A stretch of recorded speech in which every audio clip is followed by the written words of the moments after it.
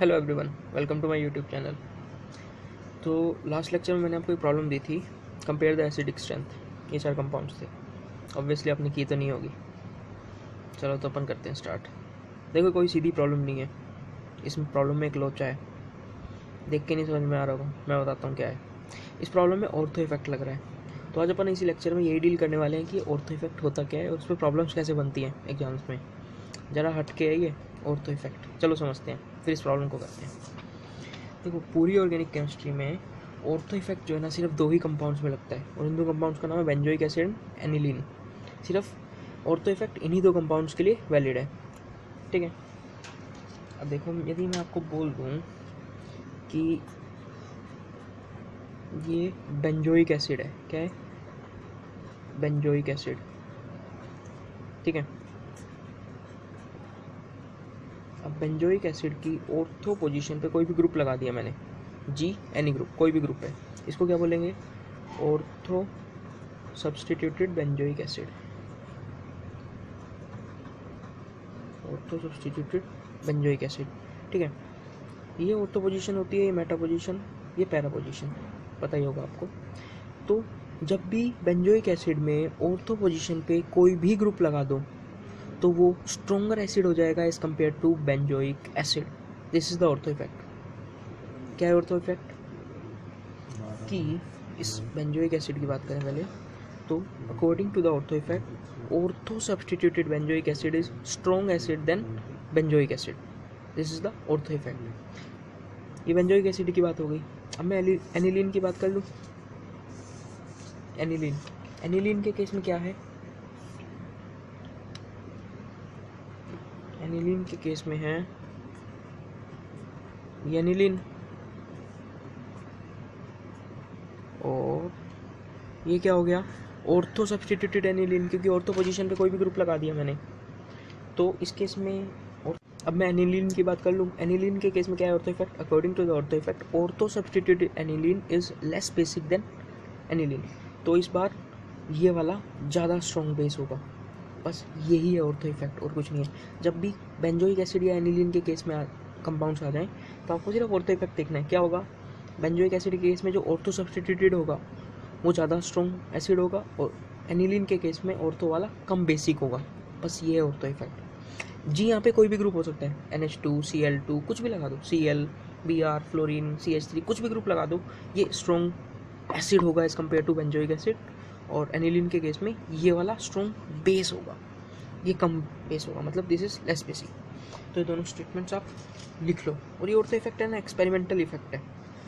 ये एनिलीन का हो गया और ये बेंजोइक एसिड के केस में। क्लियर? बस दिस इज ऑर्थो इफेक्ट, ठीक है। हाँ, तो सब ऑर्थो इफेक्ट क्लियर हो गया ना, कि बेंजोइक एसिड के केस में ऑर्थो पोजीशन पे कोई भी ग्रुप लगा दो वो स्ट्रॉन्ग एसिड की तरह बिहेव करेगा as compare to benzoic acid. और एनिलीन के केस में ऑर्थो पोजीशन पे कोई भी ग्रुप लगाने पे वो वीक बेस हो जाएगा एज कम्पेयर टू एनिलीन, ठीक है। अब देखते हैं प्रॉब्लम कैसे फ्रेम होती है कंपटीशन एग्जाम्स के लिए इस ऑर्थो इफेक्ट पे। चलो प्रॉब्लम करते हैं अब। एक और बात बता दूँ कि आपको जो एसिडिक स्ट्रेंथ होती है वो -I और -M ग्रुप वाले बढ़ाते हैं, +I +M वाले घटाते हैं। और इसी तरह जो बेसिक स्ट्रेंथ होती है वो +I और +M वाले ग्रुप्स बढ़ाते हैं बेसिक स्ट्रेंथ, और -I -M वाले डिक्रीज करते हैं। तो इसका भी हमें आइडिया होना चाहिए, ठीक है। अब प्रॉब्लम स्टार्ट करते हैं। देखो, ये एक प्रॉब्लम दे दी और क्वेश्चन में बोल दिया कि कंपेयर द एसिडिक स्ट्रेंथ, ठीक है। और देखो यार, जिस बच्चे को ऑर्थो इफेक्ट नहीं पता होगा ना, वो क्या करेगा? उसको बस इतना आइडिया होगा कि एसिडिक स्ट्रेंथ -I वाले बढ़ा रहे हैं, तो सीधा सीधा ऑर्डर लिख देगा इसका, और वो खा जाएगा नेगेटिव। वो तो अपनी तरफ से सोचेगा सही क्या है, जबकि गलत होगा। बेंजोइक एसिड जहाँ भी दिख जाए समझ लेना ऑर्थो इफेक्ट का रोल आ गया। तो अब कैसे करेंगे? देखो, पहले मैं इन 2 कंपाउंड्स की बात करूँ। इन दोनों में ज़्यादा स्ट्रॉन्ग एसिड कौन सा है? Oh, benzoic acid. Ortho substituted chlorine है, और क्लोरीन का इफेक्ट शो करेगा -I। हमें कोई मतलब नहीं, हमें पता है कि मैं नंबरिंग कर लेता हूँ। 1 और 2 में ज़्यादा स्ट्रॉन्ग एसिड कौन है? 2 सबसे ज़्यादा स्ट्रॉन्ग एसिड हो गया, ठीक है। अब देखो, क्लोरीन का -I, मेटा पे -I, और यहाँ पे पैरा पे -I। और -I डिस्टेंस डिपेंडेंट है, जितना डिस्टेंस पास उतना इफेक्ट ज़्यादा क्लोरीन का। इन दोनों में तो कंपेयर कर लिया मैंने, ये ज़्यादा इफेक्टिव है। और देखो माइनस आई वाला जब भी होगा तो एसिडिक स्ट्रेंथ बढ़ाएगा। ये मेटा पे है, कम दूरी है तो 3 ऑर्डर हो गया, अभी ज़्यादा दूर हो गया देन 4, और लास्ट में 1। लास्ट में 1 क्यों? उस पर तो कोई Cl लग ही नहीं रहा, तो सबसे कम एसिडिक होगा as compare to all this, तो ऑर्डर ये हो गया। ऑर्थो इफेक्ट के कारण ये देखो ये चेंज आया। क्लियर ये बात? और देखते हैं अगली प्रॉब्लम देखते हैं। अब देखो अगेन बेंजोइक एसिड आ गया और ऑर्थो पोजीशन पे मैंने CH3 ग्रुप लगा दिया, मिथाइल ग्रुप लगा दिया। वापिस ऑर्थो इफेक्ट का रोल देखेंगे अपन। अब देखो CH3 प्लस आई है, प्लस आई शो करेगा, प्लस आई और हाइपर कंजुगेशन भी होगी HC। क्लियर? अब देखो ऑर्डर लिखते हैं अपन। इन दोनों में सबसे ज़्यादा स्ट्रॉन्ग एसिड, मैं नंबरिंग कर देता हूँ 1 2 3 एंड 4। इन दोनों की बात कर लूँ तो सबसे पहले इन दोनों को कंपेयर करो। इन दोनों में सबसे ज़्यादा स्ट्रॉन्ग एसिड कौन सा? Obviously this one, ortho substituted benzoic acid. Clear? अब देखो प्लस आई वाले तो डिक्रीज करेंगे एसिडिक स्ट्रेंथ, तो जिसके पास है ही नहीं प्लस आई तो क्या घंटा डिक्रीज करेगा? तो 2 के बाद एसिड कौन सा स्ट्रॉन्ग हो गया? 1। अब 3 और 4 में कंपैरिजन कर लेते हैं, कौन आएगा? भाई प्लस आई डिस्टेंस डिपेंडेंट है, मेटा पे तो कोई हाइपर कंजुगेशन भी लग रहा और इस पे तो हाइपर कंजुगेशन भी लग रहा है, तो और ज़्यादा स्ट्रॉन्ग एसिड कौन हो गया? 3 एंड 4, क्योंकि 4 पे तो दो इफेक्ट लग रहे हैं, इंडक्टिव एंड हाइपर कंजुगेशन, तो ये ऑर्डर हो गया।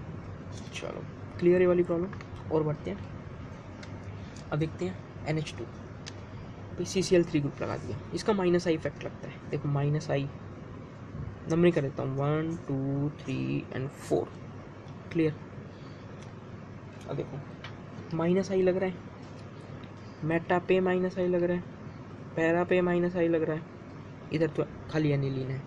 अब चलो अब मेरे को बताओ कि मैं ये बात कर लूँ कि 1 और 4 में देखो ये ऑर्थो सब्स्टिट्यूटेड है और ये सिंपल है, इन दोनों में वीक, ये बेसिक स्ट्रेंथ कंपेयर करनी है यहाँ पे NH2 के केस में।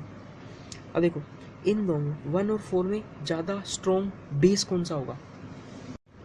4 ज़्यादा स्ट्रॉन्ग बेस होगा, क्योंकि ये तो ऑर्थो सब्स्टिट्यूटेड है, तो 4 सबसे ज़्यादा स्ट्रॉन्ग बेस हो गया। ठीक है, और इसके बाद देखते हैं, देखो माइनस आई वाला बेसिक स्ट्रेंथ घटाता है।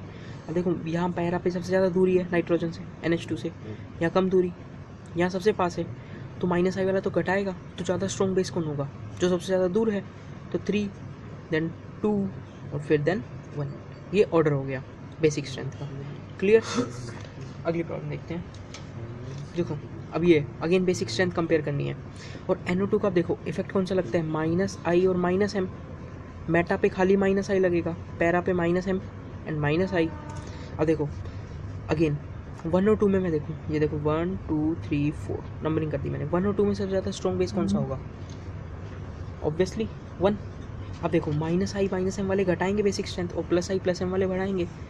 इस पर 2 इफेक्ट लग रहे हैं, कम होगा इफेक्ट, बेसिक स्ट्रेंथ कम होगी। इस पर भी कम लग रहे हैं तो ये भी कम होगी। इस पर एक ही इफेक्ट लग रहा है तो ज़्यादा बेसिक होगा एज़ कम्पेयर टू 2 एंड 4। अब 2 और 4 में कंपेयर कर लेते हैं। माइनस आई डिस्टेंस डिपेंडेंट होता है, ये कम दूर है तो बेसिक स्ट्रेंथ इस वाले की, ये ज़्यादा दूर है तो बेसिक स्ट्रेंथ इस वाले की ज़्यादा होगी, और ये पास है और माइनस आई भी लगा रहा है तो इसकी बेसिक स्ट्रेंथ सबसे कम होगी। तो ये ऑर्डर हो गया बेसिक स्ट्रेंथ का इन चारों कंपाउंड्स के लिए। तो क्वेश्चंस कैसे आएंगे? ऐसे 3-4 कंपाउंड दे दिए, NH2 और COH आ जाए, बेंजोइक एसिड और एनिलीन। तो सबसे पहले आपको देखना है ऑर्थो इफेक्ट लग रहा है नहीं लग रहा। ऑर्थो इफेक्ट लग रहा होगा तो ग्रुप देख लो कौन कौन सा इफेक्ट शो कर रहा है और फिर ऑर्थो इफेक्ट लगा लो। बस वही दो बातें याद रखनी है। बेंजोइक एसिड के केस में ऑर्थो सब्स्टिट्यूटेड ज़्यादा एसिडिक है और एनिलीन के केस में सिंपल एनिलीन ज़्यादा बेसिक है एज़ कम्पेयर टू ऑर्थो वाले से। बस ये 2 पॉइंट। ठीक है, तो क्लियर हो गया सबको ऑर्थो इफेक्ट। कोई प्रॉब्लम हो तो just mention in the comment box. तो आज की प्रॉब्लम क्या है?